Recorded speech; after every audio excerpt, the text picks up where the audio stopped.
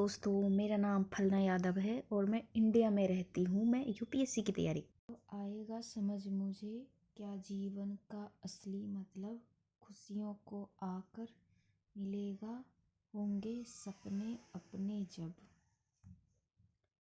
तो दो तो दोस्तों, आज जो हम बात करने वाले हैं बहुत ही अच्छा टॉपिक है। उन चीज़ों पे हम बातें करेंगे कि हमारे लाइफ में सबसे ज़्यादा इम्पोर्टेंट क्या चीज़ें होती है। आज जो हम बात करने वाले हैं ना, आज हम बात करने वाले हैं वैकल्पिक विषय के बारे में, है ना, कि कैसे करें वैकल्पिक विषय की तैयारी। ये आप सबके मन में भी क्वेश्चन आता होगा। ये हम सबके क्वेश्चन आते हैं मन में जब हम स्टार्टिंग में यूपीएससी की तैयारी करते हैं, स्टार्ट करने आते हैं, तो हमें हमारे मन में ये आता है कि यार ये वैकल्पिक विषय होते क्या हैं, ये क्या करते हैं, कैसे हम लोग इसको चुने, ये सारी चीज़ें रहती है। आप जब कहीं पे जब आप जैसे जहाँ भी आप पढ़ रहे हो यूपीएससी के क्षेत्र में जब जाओगे तो आपको बहुत सारे ऐसे स्टूडेंट मिलेंगे जो यूपीएससी वाले होंगे और बहुत सारे दिनों से वो लोग तैयारी भी करते हैं कुछ सालों से। तो जब हम बातें करते हैं तो कोई हमें बताते हैं अरे हिस्ट्री ले लो, कोई बताते हैं पॉलिटी सबसे बेस्ट है, कोई बताते हैं ज्योग्राफी सबसे बेस्ट है। और हम उसमें ना कन्फ्यूजन में हो जाते हैं कि यार ये कौन से सब्जेक्ट सबसे सही होगा, है ना। तो ये चीज़ें हमें बहुत परेशान करती है। तो हम बात करेंगे कि वैकल्पिक विषय जो होती है वो 250 दो दो प्रश्न होते हैं, है ना। पहला प्रश्न पत्र जो सैद्धांतिक और दूसरा व्यवहारिक अनुप्रयुक्त होता है। मेरी राय में यह कहना मैं चाहूँगी कि वैकल्पिक विषय की तैयारी के लिए इन बातों पे ज़रूर ध्यान दें। इसमें 6-7 पॉइंट हम बताने वाले हैं आपको। जैसे कि वैकल्पिक विषय जो है ना, उसको ज़्यादा एमए और पीएचडी लेवल्स पे अगर उसको सोच के पढ़ोगे उस तरह से तो ये यूपीएससी क्रैक नहीं हो पाएगी। बहुत सारे टीचर भी यही बोलते हैं।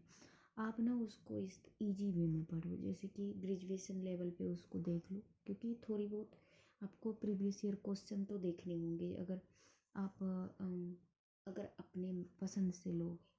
क्योंकि ऑप्शनल ना अपने मन से ही लेनी चाहिए। जो आपको जो सब्जेक्ट सबसे ज़्यादा अच्छा लग रहा है वही सब्जेक्ट आपको चुनने चाहिए, है ना। तो उसको ना पोस्ट ग्रेजुएशन के स्तर पर ही उस पाठ्यक्रम को जो है आप देखने की प्रयास करें। और ये छोटी मोटी नंबर नहीं है भाई, ये 250 अंक के नंबर अंक के हैं। और 1-2 नंबर से लोग यूपीएससी मतलब आईएएस बनना नीचे हो जाते हैं, 1 नंबर से कभी रह जाते हैं। तो ये बहुत इम्पोर्टेंस होती है कि आपको क्या अब हम बात करने वाले हैं किन किन बातों को आपको ध्यान रखनी है। हम आपको 6 पॉइंट में बताना चाहूँगी। पहला पॉइंट जो है, सबसे पहले लगभग 5 साल के आप प्रश्न पत्र को देखिए और उसे समझने की कोशिश कीजिए कि उसमें क्वेश्चन जो है क्या पूछा जा रहा है। सिविल सेवा परीक्षा में उस विषय के प्रश्नों में क्या मांग है, ये इन चीज़ों पे आपको ध्यान देने होंगे।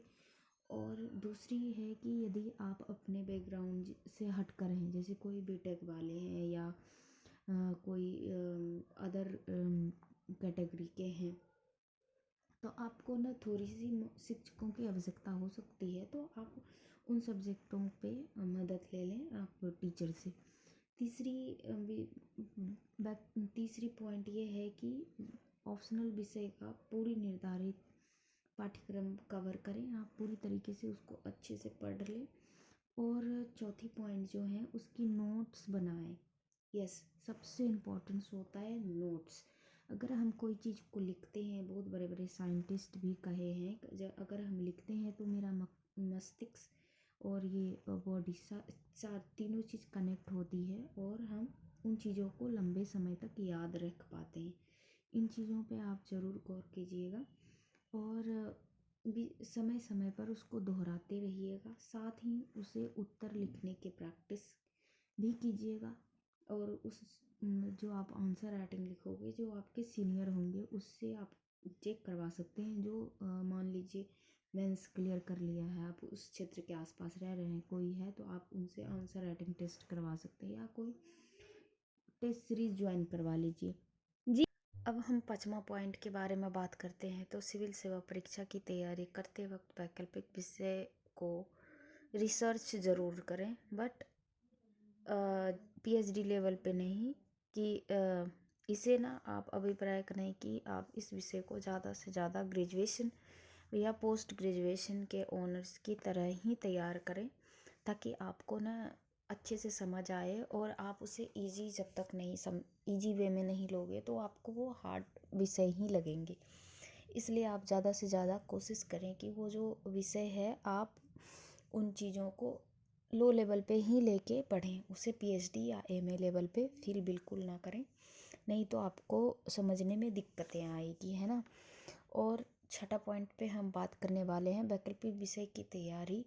यदि आप कोई वैकल्पिक विषय के दोस्त, मान लो आपके हिस्ट्री हैं और हिस्ट्री वाले कोई दोस्त मिल जा रहे हैं, तो आप गंभीरतापूर्वक तैयारी कर रहा है स्टूडेंट जो हो, उससे आप इन चीज़ों पे डिस्कस करें समय समय पर और उससे सहायता ले सकते हैं इन चीज़ों पे।